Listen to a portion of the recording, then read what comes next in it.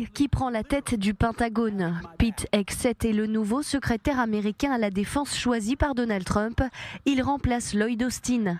Journaliste ces 10 dernières années, Pete Hegseth, 44 ans, détient le grade de major de réserve, équivalent de chef de bataillon. Il a été déployé à Cuba, à Bagdad en Irak ainsi qu'en Afghanistan. Son nouveau poste de secrétaire à la défense devrait l'emmener en Israël, un pays qu'il affectionne particulièrement. Il se qualifie lui-même de chrétien sioniste pro-israélien. Et pour Pete Hegseth, le Hamas doit être éradiqué.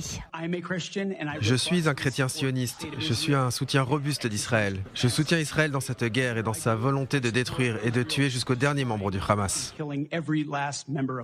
Mike Huckabee est le nouvel ambassadeur des États-Unis en Israël.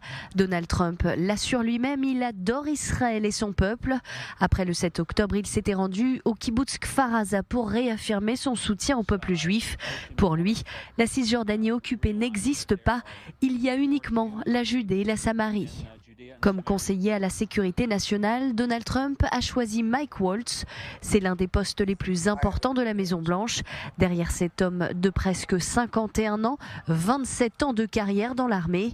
Ancien militaire des forces spéciales, lui aussi a servi en Afghanistan. Sur le plan international, Mike Waltz promet de mettre fin aux guerres en Ukraine et au Proche-Orient. Il est optimiste quant aux chances de normalisation entre Israël et l'Arabie Saoudite.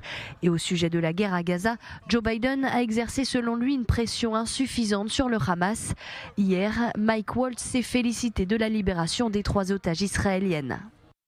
Nous sommes soulagés que ces 3 femmes courageuses ne souffrent plus aux mains des terroristes du Hamas dans les tunnels de Gaza et qu'elles soient de nouveau auprès de leurs familles. Ce n'est que le début.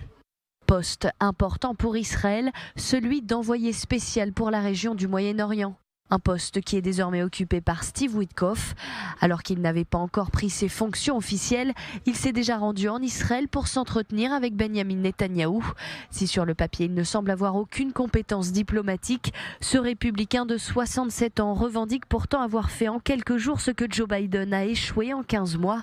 Parvenir à un nouvel accord entre le Hamas et Israël et obtenir la libération d'otages.